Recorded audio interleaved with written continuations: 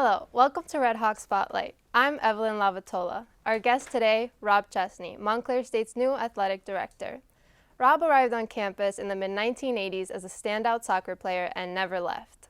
He has spent more than 30 years here as a Montclair State player, coach, and administrator. Thanks for joining us. Thanks for having me. This past June, you became the 8th person in Montclair State history to take the role of athletic director. How's the experience been so far? The experience has been great. It's been busy. We hit the ground running. I've had the opportunity to, I was in the position for, 6 months prior, so we got a good feel for what we were looking to do. And then when I took over the role officially, like I said, we were moving and we got going right away. So we're excited about it. That's great. It's a good period for us. Yeah. What's been the best part about it? I think the best part about it is the enthusiasm of the coaches and, our entire staff about where we're going as a department with the university. Mm-hmm. The excitement that we've had around campus with some of our partners, all of our campus partners, and looking forward to working on different projects with them just like this. And, moving forward, it's going to be great to work with school communications, with the communications at the university, with our foundation, and just get provide a better student-athlete experience for all of our athletes. Yeah. What's been the most difficult part? I think the most difficult part is, there's a lot of things that happen every day, right, that are difficult. But I think the most difficult part is probably trying to get ourselves in a situation where, I'm trying to think here what the best way to say this is. I think the most difficult part for us has been there haven't been too many parts that are tough for the coaches. I think some of the things that are difficult is when you're saying everybody wants something, right now, and part of it is there's a process, and we have to figure out, how that process is going to go, and telling people, hey, you have to wait, and some people are more anxious. Yeah. So finding the right way to get that across to everybody and letting everybody know we're really trying and we're trying to do the best for everybody, but it's not going to all happen right away. But that's good. I think it's great to have people who are interested, who are that excited about it, and we're excited about it too. But probably the hardest part is just tempering some of the enthusiasm. Yeah. Making everyone happy. Yeah. Like I mentioned before, you've been on campus since the mid-1980s. You've been a soccer player, a coach. How do you think that experience will help you in your new role as athletic director? Sure. I think you take something from all the experiences. First as a student athlete, and even though it was a while ago, and then being an assistant coach and then a head coach, and working through that process, and then getting involved here as a administrator in sort of the fundraising and development part of it, and then moving into more of the operations piece. So along the way, each of those situations have provided some really good experiences that I think you can draw back on and realize and use in the role that you're in now. And that's the goal, to take those experiences, and there aren't too many situations that you haven't been in, so when something comes up, hopefully you can handle it the right way, or you can draw back to something that's happened previously. And I think coaches and the staff here knows that you've been through some of that stuff, and that helps you when you're dealing with situations. So they know you, or I think you hope that they know that you understand what they're going through. You said that you were a student athlete a long time ago. What do you think is the biggest difference between being a student athlete back then compared to now? Sure. You said I was a student athlete a long time ago. I was careful with that. So yeah, it was a long time ago. What's the biggest difference? I think, nowadays, everybody's coming in. There's more attention. Look, I like to think we had some really good teams, and we did. There were some great athletes here way before I got here, while I was here, and since. I just think right now there's so much attention paid to the recruiting process that you're getting full teams, and you have so much more depth, and then everybody coming in here is a quality athlete and committed to the sport that they're playing in. And not that people weren't committed, don't get me wrong. I think that's maybe not the right way to phrase that, but I think people now, the kids are coming in better shape, they're coming in more prepared, the coaching at the youth levels is better than it was, so I think kids come in now a little bit more prepared for the college game, and they're ready to go when they get here. So obviously a lot has changed since being a student athlete back then. What do you envision for the program?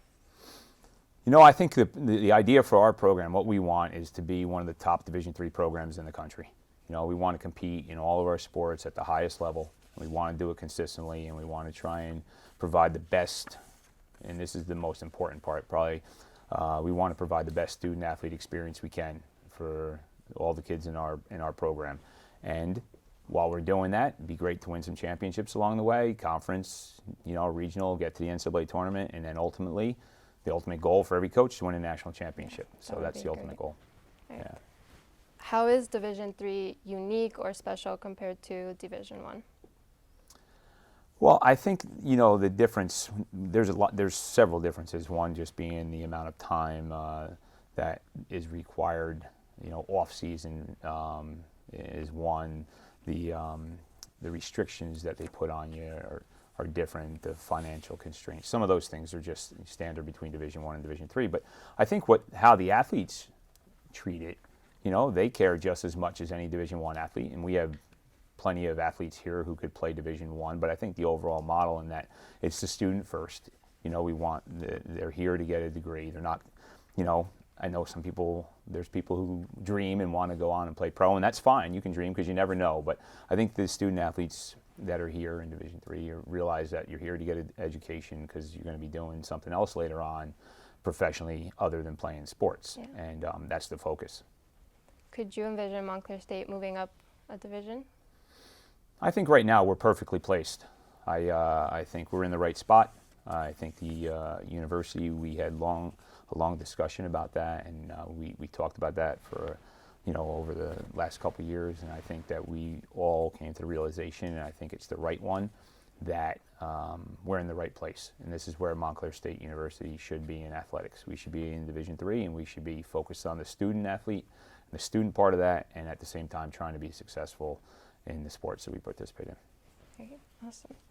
Can you describe the relationship you fostered with the Red Bulls? Sure. That's been a great situation for us and for the university.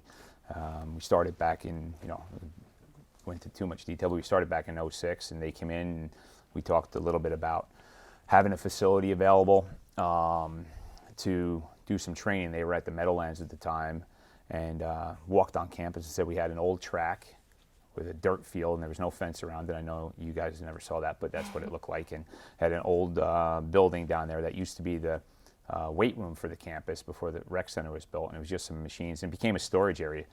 And they said, hey, we'll take it, and we'll work with it. So it was a one-year deal agreement that we had, and they fixed the field, they put fences up, they fixed the locker rooms. 1 year turned into 8, and along the way we added better grass to the fields, we added fencing, eventually put in turf, and then they went to their facility. We kept the relationship going. They talked about bringing their Red Bull 2 team here and building a stadium, and we said, yeah, let's continue to talk and keep the relationship going, and we did that, and here we are, 13 years later or so, and we have an unbelievable stadium, one of the best in the country for college soccer, and we have a Red Bull 2 minor league team, second division team, I should say, playing here on campus, and it's great soccer. So it's been a great opportunity for not only the department, the program, but also the university. Do you envision that partnership growing or expanding? I do. I think there's always opportunity. It's been, and they come to us with ideas, we go back to them with ideas, and that's how it's gone over the past 13 years, and we've come up with different ways. So I think that continues to grow now, and I think there's the next phase of it is to do more with some of our students, and we've already done some of that stuff where we've had internships and they've worked for them, and they've done stuff with the games and with communications. So I think that part of it is going to continue to grow, and we'll see. We have some ideas, and we're going to talk about them as we move forward. What impact do you think that's had on the university's athletic department? Specifically for soccer, it's had a great impact, because when you bring kids up and they see that facility and they see that, so they think, wow, this is unbelievable. I have a shot to play with the Red Bulls, and sure, like I said before, you want to dream. So that's been really good for the program. But I think it's good for all of our sports. I think it's anytime you walk around campus and you've had better facilities, it's good for the students. It's good for the student athletes. they see it. They see something that's really cool right there in the middle of campus. So other coaches talk about that. There's opportunities. I think it just makes the overall programs more professional, and then it adds a little bit of pride to the department. So it's been great. Right. Red Hawk Spotlight is the beginning of a new relationship between the athletic department and the students in the School of Communications. How do you see that benefiting both of us, the students and the athletic department? Sure, we're really excited about this. You know, when Keith and Kelly called and said it's something we're looking to do, we were like, we're in. Anytime we have a chance to get our message out and promote our student athletes, the programs, connect with the students and the campus internally, and then, you know, expand a little bit outside the walls of the university to the local community and even regionally and eventually, hopefully, nationally, and we get there. It's awesome. So we're looking forward to this. And when they said each week we're going to do something different, and, you know, I got to be the first one, that's fun too. But we're going to bring some pretty good stories on, I think, and there's going to be some pretty interesting people between either the students or the staff or our coaches. And, you know, I think that'll be really good for us. And I think the coaches are going to buy in. They're already excited about it. We've talked about it a little bit. They're excited about this program. We were just up the other day and someone said, hey, we should have a show here. And we said, hey, we're going to have a show here. So I think that part will be good. And I think it's going to be great for the students in the school like yourself. I think that's something that benefits both groups. And that's the idea, right? To make it a better situation for the students at the university here. So we're excited. Great. We're also excited. It's a great opportunity for all of us.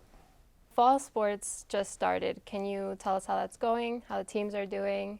Absolutely, off to a great start. You know, our field hockey team is 5-1. They're ranked 9th in the country. Our men's soccer team is 6-2. They're ranked 19th in the country. Our women's soccer team's off to a great start, winning as well. They've won the last 3 games in the last minute of each game. So they're making it exciting, but they're doing really well playing against top teams. Our volleyball team had a great run this past week. Just got picked off in the first conference game, but going to have a really good season ahead of them. And, you know, football bounced back this weekend, had a really good win up at Salve Regina. And they're in a bye week right now, but they're looking forward to bouncing back the week after up at Hobart. So they start off with a tough schedule as well, but they're excited about their season. So it's been, you know, a really good start for us in the fall, and we're excited. So, you know, it's not always how you start, it's how you finish, but we're off to a good start, and that's promising. And soon enough, our winter sports kick off. I mean, I think we were like maybe 3 weeks away from basketball and swimming getting going, and yeah, we'll be busy. Many of your teams in the past have been nationally ranked. Do you see that for all MSU sports? I think that's the goal. I think that's each sport's individual sports. I think that's what their goal is. You know, I think you start off, nationally ranked is something you get to, but how do you get there? You know, I think that's what the coaches are most concerned with. Are we playing well? Do we have the right kids in the program? Do we need to add to the roster? How do we fine tune the roster? All those questions go into it, right? And then once you have them, how are we coaching them? Are we doing it? You know, are we getting places? Are we improving? Are we getting better? So then when you get there, now you're competing, and if you have success, the rankings come along with the success. You know, so all the stuff builds up to it. And then when you start to win and you have that success, the rankings come along with that. And we've been fortunate over the years to have a lot of programs, you know, ranked, and all of them at one point have been ranked. We've had a lot of championships, conference championships, and we've had several teams advance far in the national tournament. So it's a proud history. We're proud of that, and we're looking to build off of that. You know, that's something that's been there. The past is there. We recognize that, and it's also something, as we move forward, we're going to use that to propel us and make us even better and have more success and win more championships. So we want to win. Yep. The final, most important question. Sure. Ronaldo or Messi? No, Messi. You know, something about the way he plays. He's just pure class. You know, Ronaldo's a winner too. It's not like you wouldn't take him for sure, but Messi plays, it's pure class. It's just something I never really see anybody play the way he plays and what he does in a game at 5 foot 5 inches. It's and amazing. how fast he is. Yeah. Amazing is the right word. Astonishing. Yeah, absolutely. Thanks for joining us, Rob. I'm Evelyn Lavatola. Thanks for watching Red Hawk Spotlight.